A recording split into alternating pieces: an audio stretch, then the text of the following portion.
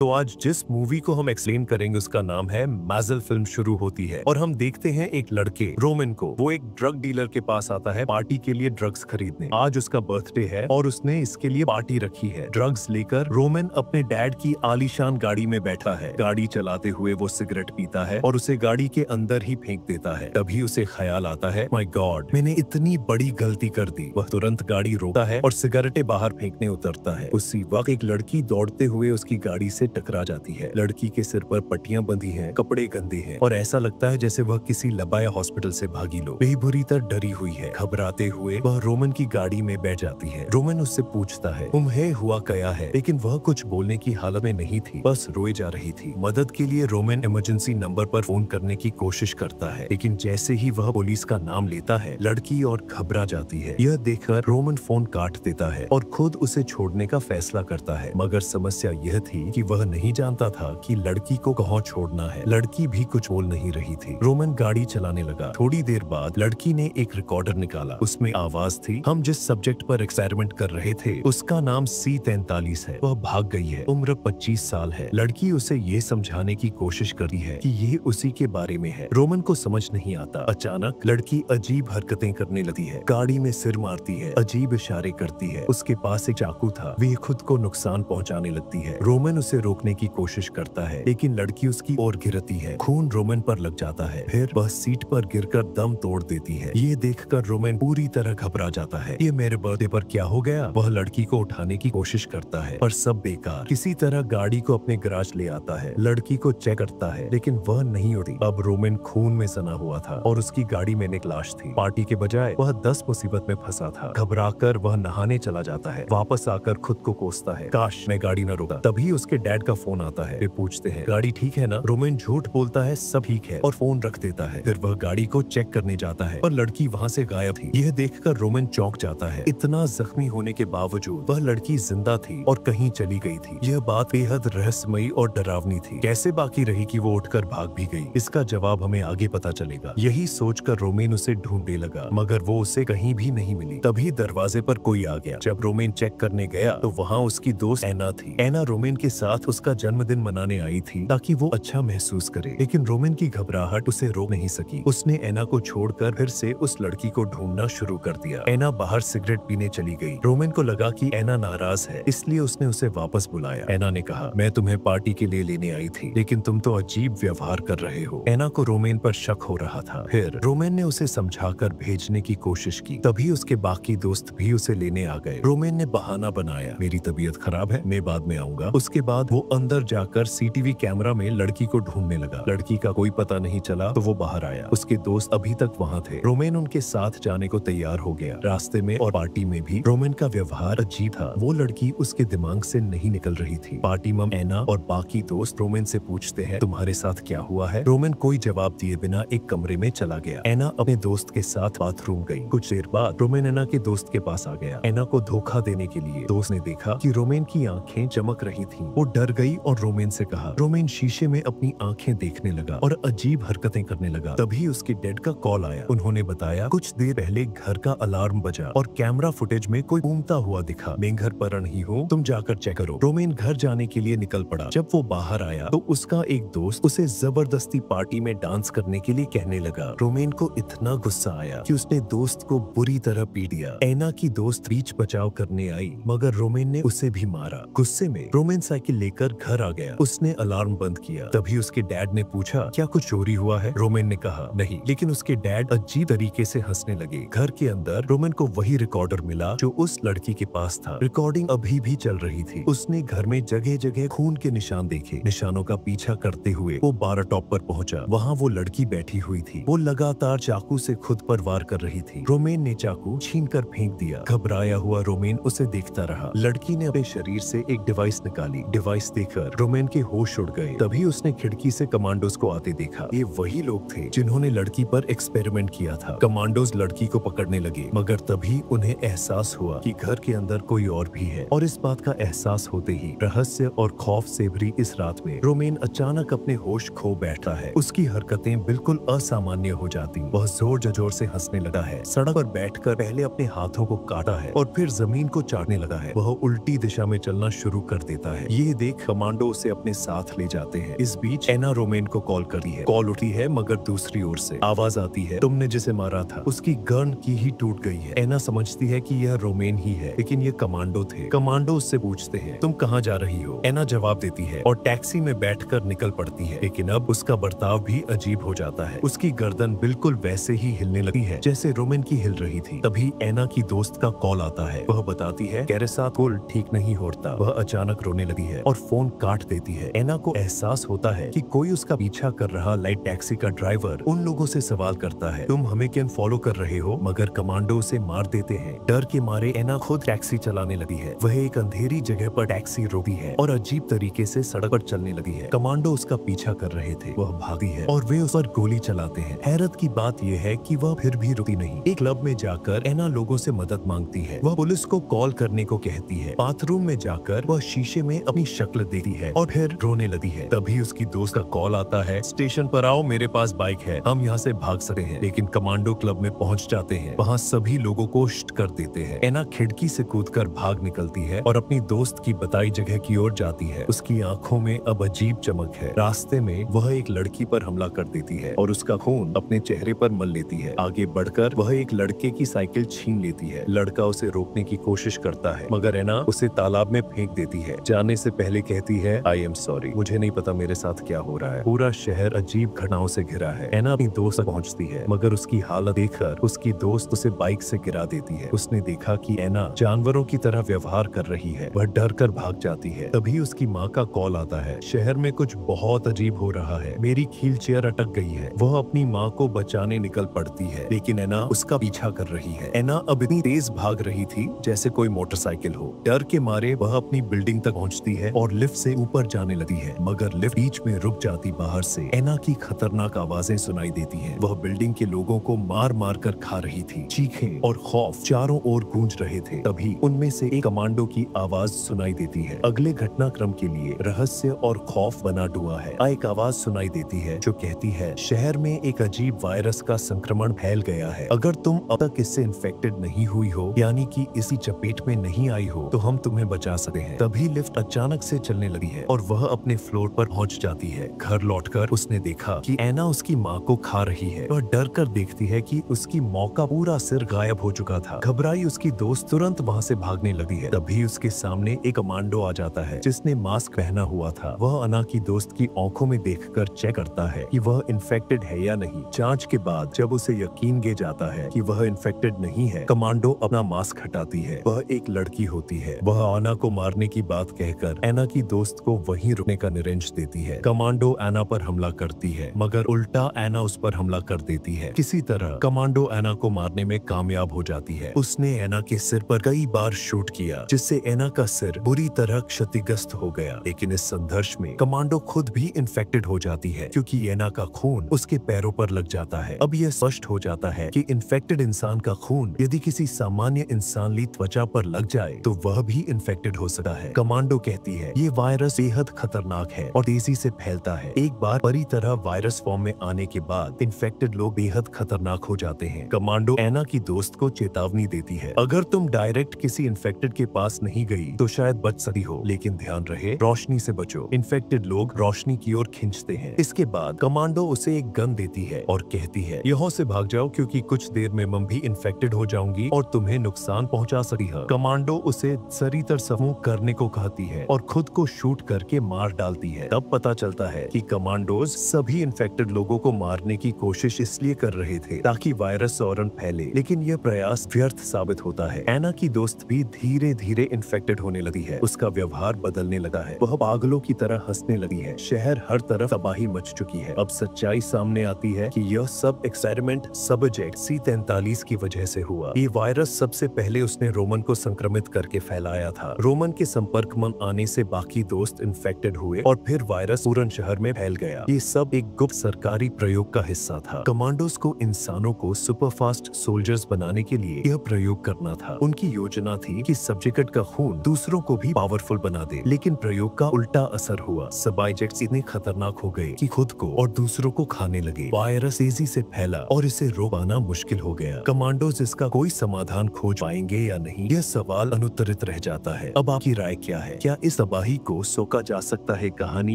यही समाप्त होती है।